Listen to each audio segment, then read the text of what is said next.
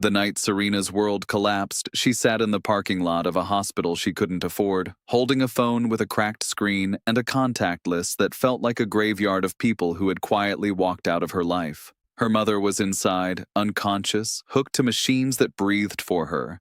The doctor needed a decision by morning. And Serena, 26 years old, alone in a city of 3 million people, had absolutely no one to call. She scrolled past her ex-boyfriend's name, past the coworkers who only texted when they needed favors, past the college friends who had dissolved into Instagram followers and nothing more. Her thumb hovered over her aunt's name, the woman who had told her 3 years ago that she was too dramatic for her own life. She kept scrolling, and then she stopped. At the very bottom of her recent calls was a number she barely recognized.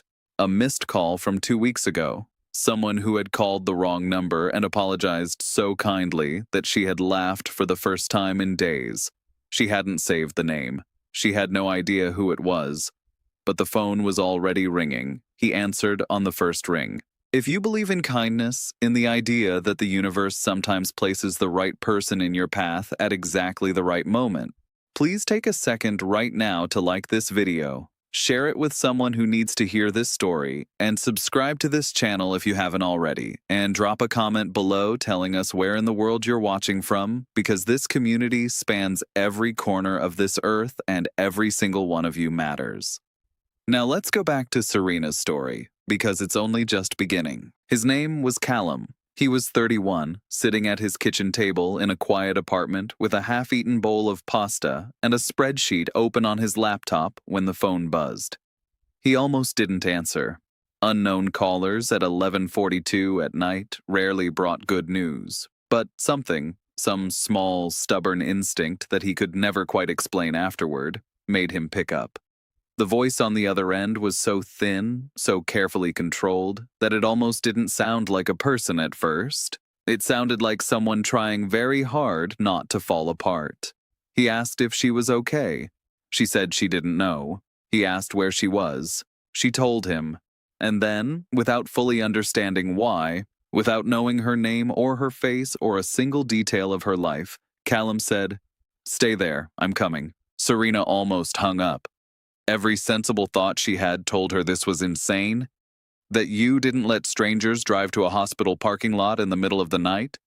That the world was not a safe place for women who trusted voices they didn't recognize. But she was so tired. Tired in a way that went far deeper than sleep deprivation. Tired in a way that had been building for years. She had been strong for so long, and tonight the strength had simply run out. So she said okay, and she sat on the cold concrete curb outside the hospital entrance, wrapped her arms around her knees, and waited. The car that pulled up 20 minutes later was a sensible, slightly dented silver sedan that looked like it had survived at least 2 winters too many. Callum stepped out wearing a gray sweater and an expression that was careful and open at the same time, like a person who had learned a long time ago how to make space for other people's pain without flinching. He sat down on the curb beside her without being invited. He didn't ask too many questions.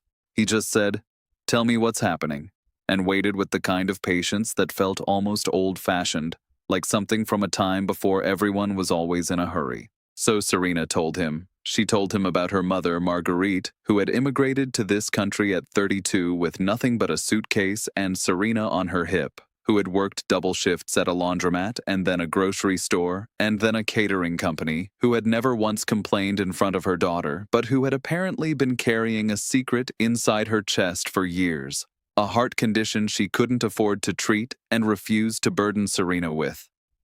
The doctors had found it too late. Tonight, Marguerite had collapsed in the kitchen while making dinner, a pot of rice still steaming on the stove, and the neighbor had called the ambulance because Serena had been 40 minutes away, sitting in a meeting she hadn't been able to leave because she needed the job more than she needed to breathe.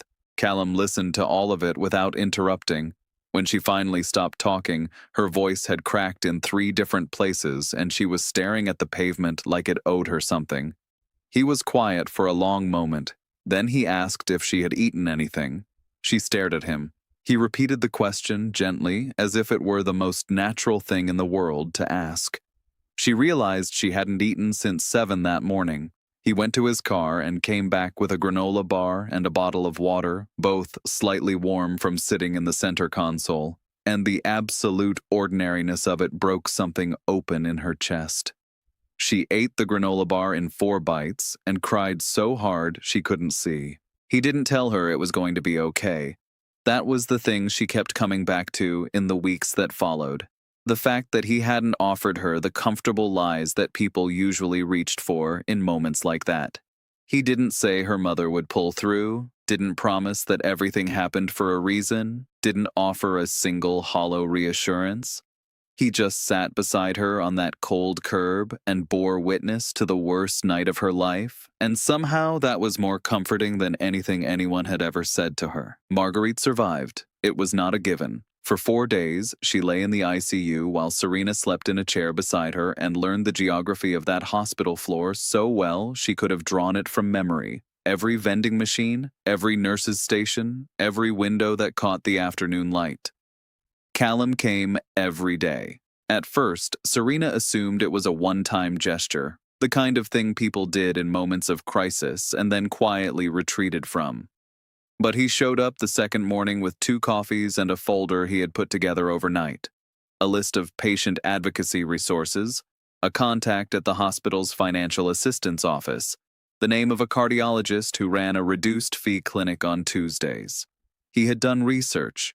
For a woman he had never met, whose daughter he had spoken to for less than an hour, he had sat at his kitchen table and done actual research. Serena didn't know what to do with that. She had spent her entire adult life learning to need less, to ask for less, to make herself small enough that no one would feel burdened by her existence. Her father had left when she was 7. The lesson she had absorbed, wordlessly and thoroughly, was that love was conditional and limited and could be withdrawn at any moment, so it was better not to need too much of it. She had built her whole life on that belief. And here was this person, this stranger with a dented silver car and a calm voice, systematically dismantling it simply by showing up. They talked during those hospital visits, real conversations, not the polite surface-level exchanges that Serena had grown accustomed to. She learned that Callum had grown up in a small town 4 hours away, that he had moved to the city at 23 for a job in urban planning and stayed because he had fallen in love with the noise of it. She learned that he had a younger sister with a chronic illness, that he had spent years watching his family navigate medical systems and insurance labyrinths, and that this was why he had known exactly which resources to find. He had lived adjacent to this kind of fear before. He recognized it. She asked him once why he had come that night, really come, not just stayed on the phone like a reasonable person would have, but actually driven to the hospital for a wrong number.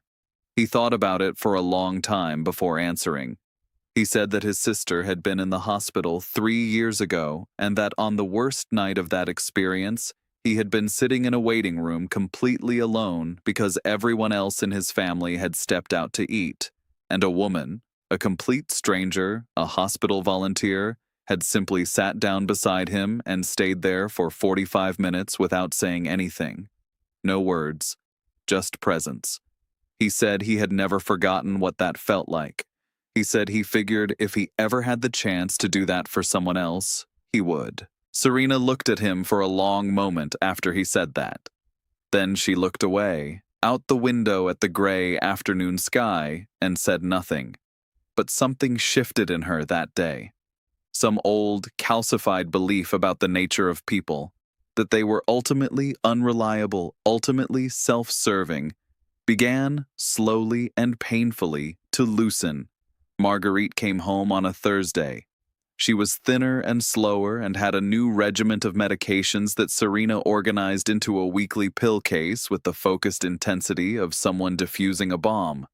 The apartment felt different with her mother in it again, smaller and warmer at the same time, like a coat pulled tighter against cold weather. Serena took 2 weeks off work and spent them learning to cook the soft foods the doctor had recommended, learning to read her mother's face for signs of fatigue, learning to be present in a way she hadn't been since childhood. Callum visited once during those 2 weeks briefly to drop off a meal his neighbor had made. The neighbor, it turned out, was a retired nurse who had insisted on contributing something when Callum told her the story. He stood at the door for 20 minutes while Marguerite, propped up on the couch with a blanket over her lap, asked him approximately 40 questions in the direct and unembarrassed way of a woman who had been through enough to have no patience for social pretense. She asked where he was from, what he did, whether he had family nearby, whether he went to church, and what his intentions were regarding her daughter. Serena wanted to dissolve into the floor. Callum answered every question with complete seriousness and a slight smile, and when he left, Marguerite turned to Serena and said, in the calm and certain tone she reserved for things she considered settled, "That one's a good man." Serena said she didn't know what he was yet. Marguerite said that was fine. She said sometimes you didn't have to know yet. You just had to stop running away from the possibility. The weeks that followed were ordinary in the best possible way. Serena returned to work. Her mother grew stronger. She and Callum began texting, then talking on the phone in the evenings, then meeting for coffee on Sunday mornings at a place halfway between their apartments that had bad lighting and excellent pastries. They didn't rush anything. That was the extraordinary part. In a world that seemed constantly to be urging everyone to move faster, decide faster, commit faster, they simply took their time. They told each other things. Real things, not the curated version of themselves that people usually presented at the beginning. Serena told him about her father. Callum told her about a relationship that had ended badly 2 years ago, one that had left him cautious and slow to trust. They both arrived at each other with histories and hesitations, and they laid them out on the table, carefully, the way you handle something fragile, and they looked at them together. There was a Sunday morning in November when they were sitting at their usual table, and the light came through the window at a particular angle, and Callum was saying something about a project at work, and Serena looked at him, really looked at him the way she rarely allowed herself to look at anyone, and felt something settle inside her.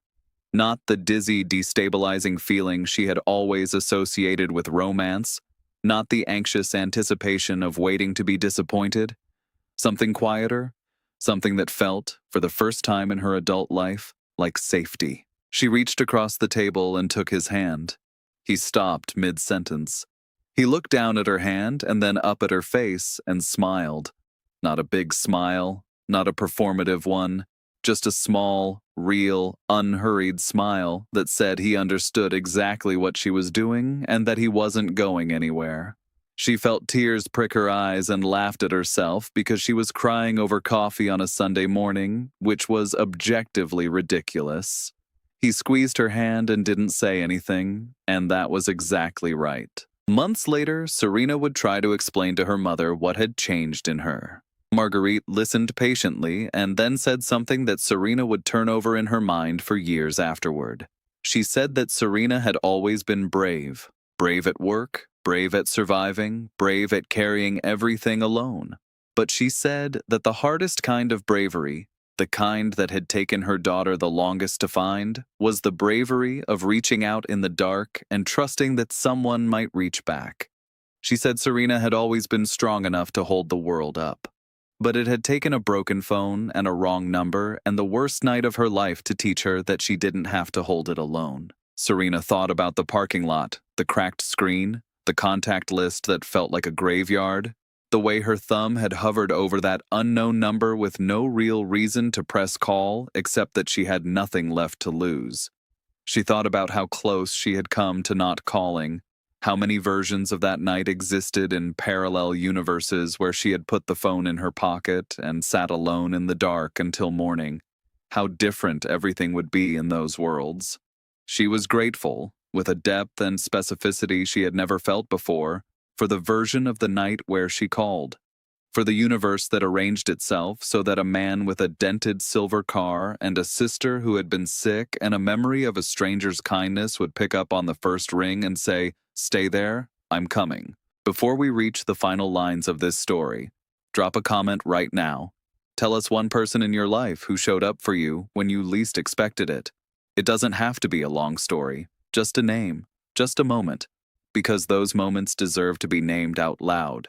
The last scene that matters is this. It is a Tuesday evening in early spring, and Serena is standing at her kitchen counter making dinner while her mother sits at the table doing a crossword puzzle. And Callum is on the phone in the living room, his voice a low murmur she can hear but not quite make out, and the windows are open because the air finally smells like something other than winter. Serena is not thinking about anything particular. She is just standing there, stirring something on the stove, listening to the sound of her mother's pen scratching paper and her person's voice in the next room, and she is aware, quietly, completely aware, that this is the life she had given up on.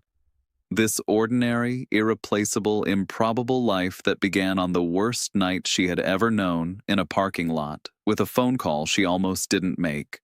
She had no one to call, and everything that mattered came from the moment she called anyway. If this story found you at the right moment, if something in Serena's journey felt familiar, if you've ever sat alone in a parking lot of your own and wondered if anyone would answer, please let this video know.